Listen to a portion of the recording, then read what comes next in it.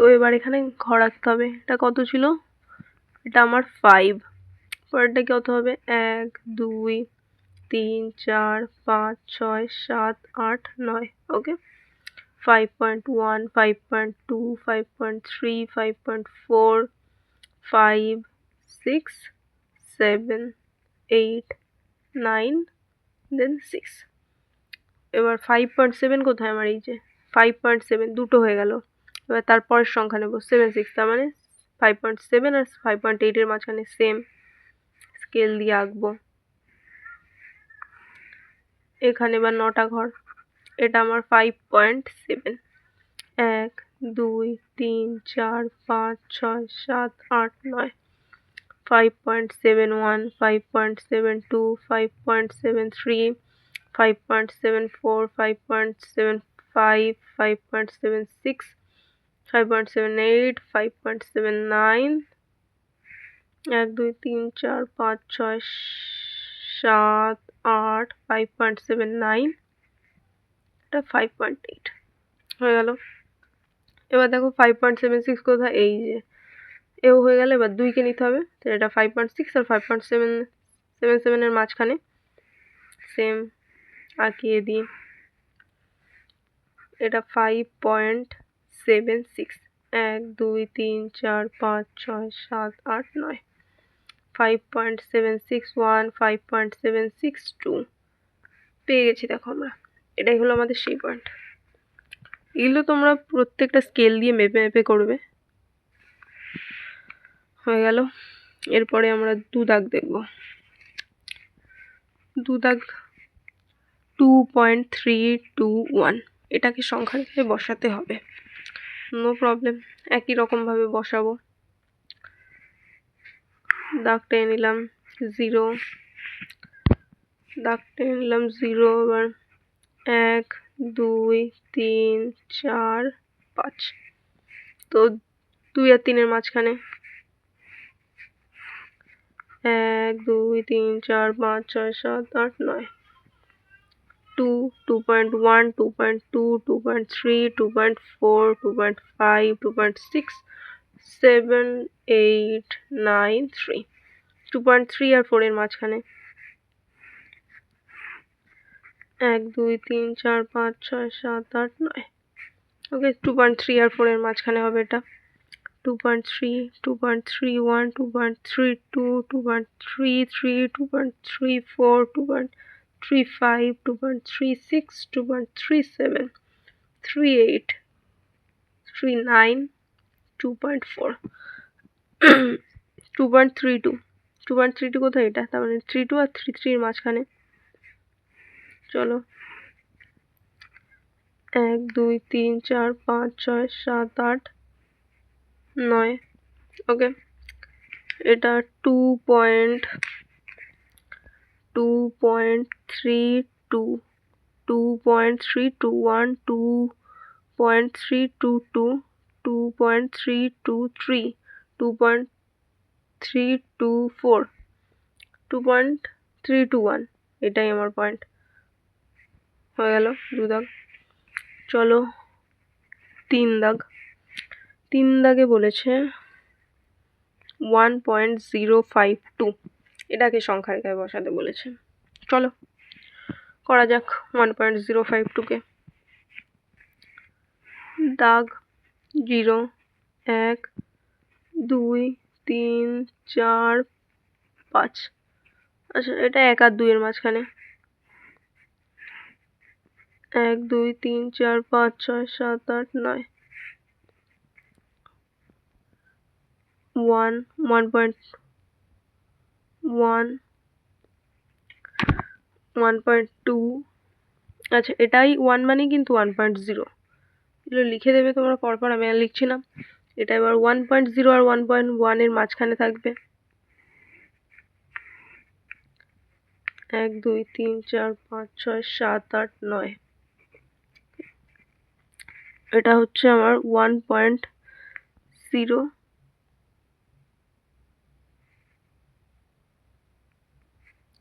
1.01 1.02 1.03 1.04 1.05। 1.06 এবার 0.5 আর 0.6 এর মাঝখানে 1 2 3 4 5 6 7 8 9 মিডিলে 9টাই ঘর থাকবে। ওকে 1.05 এটা 1.051 1.052 পেয়ে গেছি। দেখো এটাই আমার পয়েন্ট হয়ে গেল। এবার লাস্ট 4 দাগটা দেখে নিই। লাস্ট 4 দাগ, আচ্ছা এইটুকু জায়গায় হবে? এইটুকু জায়গায় তো হবে না, চলো ট্রাই করে দেখি এইটুকু জায়গায় হয় কি না।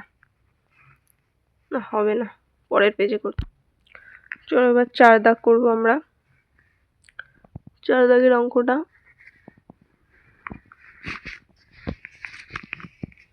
4 দাগের অঙ্কটা পাতিয়ে নিই।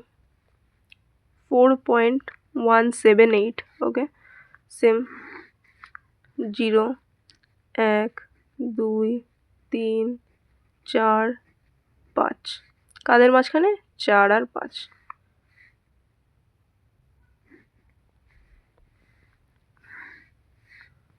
1 2 3 4 5 6 7 8 9 4.0 4.1 4.2 4.3 4.4 4.5 4.6 4.7 4.8 9 5 ওকে 4.1 এই যে 4.1 আর 2 এর মাঝখানে, চলো নো প্রবলেম আঁকিয়ে দিই। 1 2 3 4 5 6 7 8 9 4.1 4.11 4.12 4.13 4.14 4.15 4.16 এভাবে চলবে। আমার দরকার 4.17 4.17 4.18 4.19 তারপরে 4.2 ওকে 4.1 ঠিক 4.17 4.17 এই যে আর 4.18 এর মাঝখানে হবে। এটাই লাস্ট। 1 2 3 4 5 6 7 8 9 10 4.17 4.171 4.172 4.173 4.174 4.175 4.176 177 178 179 4.18 তো পয়েন্ট কি 4.178 কোথায় সেটা এই যে পয়েন্ট কমপ্লিট। এটাও 4 দাগ হয়ে গেল, 8 দাগ কমপ্লিট। এবার লাস্ট আমরা 9 দাগটা দেখে নিই। চলো 9 দাগটা দেখে নেওয়া যাক।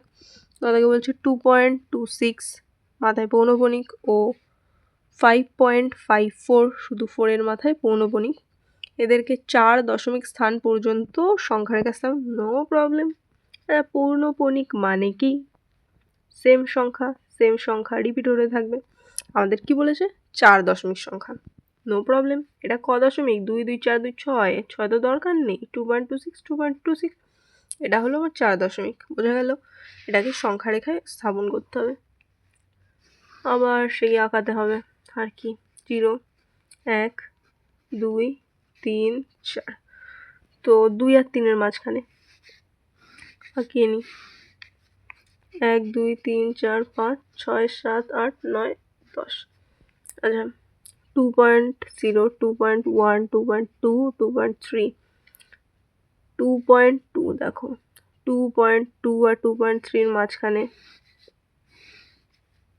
1 2 3 4 5 6 7 8 9 10 2.2 2.21 2.22 2.23 2.24 2.25 2.26 2.27 28 29 2.3 2.26 2.26 আর 2.27 এর মাঝখানে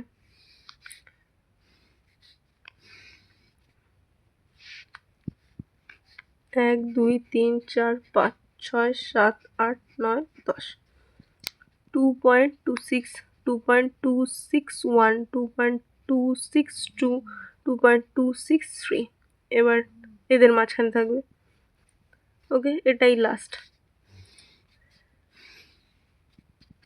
1 2 3 4 5 6 7 8 9 10 2.262 2.2621 2.2622 2.2623 তাই তো 2.2624 2.2625 2.2626 এটাই আমার পয়েন্ট হয়ে গেছে। একে সংখ্যা রেখায় বসানো হয়ে গেছে। আর একটা কি বলেছে 5.5 ঘোরকেও সংখ্যা রেখায় বসাতে হবে। ওকে বসাচ্ছি। তো আজকে শুরু করা যাক 1.3 কষে দেখি পার্ট 3। কত দাগ আগের দিন আমরা করেছিলাম 9 দাগ অবধি হয়ে গেছে। তো আজকে 10 দাগ। 10 দাগ কী বলেছে দেখো 0.233 এইভাবে চলতেই থাকবে। ও 0.21211 এদের মধ্যে দুটি মূলদ সংখ্যা বের করতে। এরা দুজনেই কিন্তু অমূলদ সংখ্যা। দুটো অমূলদ সংখ্যার মধ্যে অবশ্যই মূলদ সংখ্যা থাকবে, অসংখ্য থাকবে। তো দুটো মূলদ সংখ্যা বের করতে বলেছে। কি লিখতে পারি 0.22 লিখতে পারি ও 0.23 লিখতে পারি। হয়ে গেল আমার দুটো মূলদ সংখ্যা। 11 দাগ দেখি। 11 দাগে কী বলেছে 11 দাগ বলছে 0.2101 ও 0.22222 ডট ডট और এটাকেই আমরা লিখতে পারি 0.2 তার উপর পৌনঃপুনিক চিহ্ন। এটা তো সেম।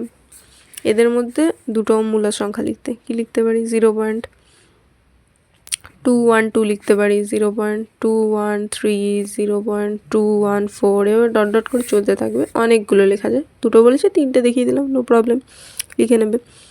দেন তারপরে 12 দাগ। 12 দাগ কি স্বাভাবিক সংখ্যা, খণ্ড সংখ্যা, পূর্ণ সংখ্যা, মূলদ সংখ্যা, অমূলদ সংখ্যা, বাস্তব সংখ্যা নিয়ে 10টা সত্য আর অসত্য কথা লিখতে বলেছে। তার আগে এই সংখ্যাগুলো সম্পর্কে আমার ধারণা দরকার, তো আমি তোমাদের জন্য লিখে রেখেছি, বুঝিয়ে দিচ্ছি। বাস্তব সংখ্যা। বাস্তব সংখ্যা কি প্রতিটি মূলদ সংখ্যা ও অমূলদ সংখ্যা তার সাথে 0 এদেরকে নিয়ে তৈরি হয় বাস্তব সংখ্যা। ওকে। অখণ্ড সংখ্যা মানে কি মাইনাস সংখ্যা 0, প্লাসের সংখ্যা মানে দেখো -3 -2 -4 -5 0 1 2 3 4 5 6 এরা সবাই অখণ্ড সংখ্যা হবে। অখণ্ড মানে কি যাদের ভাঙা যায় না, দ্যাট মিন্স ভগ্নাংশ এবং দশমিক এরা কখনো অখণ্ড হবে না, তার বাদে সবাই হবে। পূর্ণ সংখ্যা কি -1 -2 -3 0 1 2 3 সেম ডট ডট ডট চলতে থাকবে। স্বাভাবিক সংখ্যা কি 1 2 3 4 5 6 ডট ডট ডট চলতে থাকবে। এরা সবাই স্বাভাবিক সংখ্যা। তবে শূন্যকে সাধারণত স্বাভাবিক সংখ্যা হিসেবে ধরা হয় না, যদিও এ নিয়ে অনেক মতবিরোধ রয়েছে, সেটা দরকার নেই। যাই হোক, মূলদ সংখ্যা কি যাদের পি বাই কিউ আকারে লেখা যায় এবং কিউ নট ইকুয়াল টু 0 এবং পি আর কিউ অবশ্যই পূর্ণ সংখ্যা হবে। 1 0 2/5 -3/5 √25 √16 √9 এরা সবাই মূলদ সংখ্যা। অমূলদ সংখ্যা কি যাদের পি বাই কিউ আকারে লেখা যায় না এবং √3 এবং কিউ নট ইকুয়াল টু 0 পূর্ণ সংখ্যা এরাও হবে। √3 √5 0.10100 অর্থাৎ অনাবৃত দশমিক সংখ্যা, তারা হবে আমাদের অমূলদ সংখ্যা। বোঝা গেল? এবার এখান থেকে তোমরা আশা করি নিজেরা 12 দাগটা করে নিতে পারবে, করে নেবে। যদি না হয় কমেন্টস করে জানাবে, আমি অবশ্যই করিয়ে দেব। তো 13 দাগ করা যাক এবার। আর আমরা করি 13 দাগ। 13 দাগ কী বলেছে একটি গুণ করতে 2 টাকা ও যোগ করতে 1 টাকা লাগলে নিচের সংখ্যামালাগুলির মান নির্ণয় করতে কত টাকা লাগবে। আচ্ছা, এক দাগে 3x² + 2x + 1। আচ্ছা, এর নিচে এটা সূত্র করে দেখিয়ে দিয়েছে। x মানে কত 5। ওকে, যখন x = 5 বলে দিয়েছে, তার মানে কি 3 লিখলাম ইন্টু x² মানে 5 স্কোয়ার যোগ 2 ইন্টু 5 যোগ 1 3 গুণ 5 মানে কি 5 স্কোয়ার মানে কি 2 5 গুণ 2 গুণ 5 যোগ 1। এবার দেখি এখানে কটা গুণ আছে, 1 2 3টে গুণ আছে, তার মানে 3টি গুণ। আর যোগ কটা আছে, একটা যোগ আর একটা যোগ, দুটো যোগ ও দুটি যোগ। ওকে, 3টে গুণ। দেখো 3, একটা গুণের করতে ক টাকা লাগে 2 টাকা লাগে, আর একটা যোগ করতে 1 টাকা। 3 2 6 যোগ 2 টোটাল কত লাগলো আমার? 8 টাকা লাগলো। এবার যদি আমরা বিচ্ছেদ নিয়ম প্রয়োগ করি, এখানটায় দেখছি, এখানটায় দেখাচ্ছি, যদি বিচ্ছেদ নিয়ম প্রয়োগ করি তাহলে কি হবে দেখো, 3x square plus 2x plus 1 কী করতে পারি, কী করতে পারি আমরা, x কমন নিতে পারি, 3x প্লাস 2 প্লাস 1। তো এবার মানগুলো বসিয়ে দিই। x মানে 5, 3 গুণ 5 যোগ 2 যোগ 1 সমান 5 গুণ 3 গুণ 5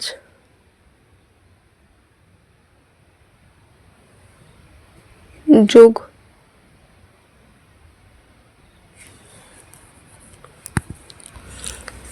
তো এখানে দেখো কটা গুণ, একটা গুণ আর এখানে আর একটা গুণ, দুটো গুণ, দুটি গুণ ও যোগ কটা আছে, যোগও আছে, দুটি যোগ। গুণ করতে 2 টাকা লাগে, যোগ করতে 1 টাকা লাগে, 2 দুগুণে 4, 2 যোগ 2 সমান 6 টাকা। কোথায় টাকা কম খরচ হচ্ছে? বিচ্ছেদ নিয়মে। হয়ে গেল। এবার একটা দেখিয়ে দিয়েছে আর একটা নিজেদের করতে বলেছে। চলো 2 দাগটা দেখি। 2 দাগে 2x square plus 2x cube plus 3x square যোগ 2x প্লাস 3 যখন x সমান কি 7। ওকে, নো প্রবলেম। 2 ইন্টু 7 কিউব মানে 3 বার 7 যোগ 7 স্কোয়ার মানে 2 বার 7 যোগ 2 গুণ 7 যোগ 3 কবার গুণ হয়েছে দেখো, 1 2 3 4 5 6 কটি হলো, 6টি গুণ ও যোগ কটা, একটা দুটো তিনটে, 3টি যোগ একটা গুণ 2 টাকা, একটা যোগ 1 টাকা, 6 দুগুণে 12 যোগ 3 কত, 15 টাকা। এবার সেম বিচ্ছেদ নিয়ম করলে কি হবে, 2x স্কোয়ার যোগ 2x যোগ 3x স্কোয়ার যোগ 3 সমান সমান 2x কমন নিয়ে নিতে পারি, কত হবে তাহলে, x প্লাস 1 প্লাস 3 কমন নিলে x স্কোয়ার প্লাস 1।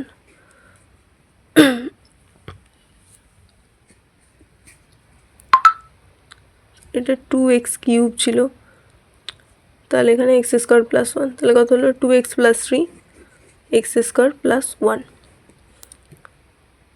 2 ইন্টু 7 যোগ 3, 2 ইন্টু 7 গুণ 7 যোগ 1 কটা গুণ হলো, একটা গুণ, দুটো গুণ, তাহলে এখানে কি দুটি গুণ মিডিলে একটা, 3টি গুণ ও 2টি যোগ, তাহলে কত হবে, 3 গুণ 2 যোগ 2 গুণ 1 6 যোগ 2 সমান 8 টাকা।